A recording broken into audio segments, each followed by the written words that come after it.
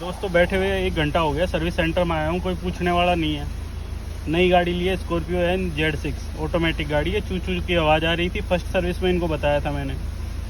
अब यार इतनी लापरवाही, बैठ के घूम रहे हैं लोग इनके, कोई सुनने वाला नहीं है, कोई पूछने वाला नहीं है। यहाँ के जो डीलर है उससे भी बोल दिया, वो भी आके बोल गया इनको, सर्विस सेंटर वालों को। पर यहाँ का रवैया देखिए, आराम से हंस खेल रहे हैं, बातचीत कर रहे हैं और कुछ हो नहीं रहा है इनसे। क्या करें बताओ। गाड़ी देखो 1800 कुछ चली है, 1883 किलोमीटर चली है।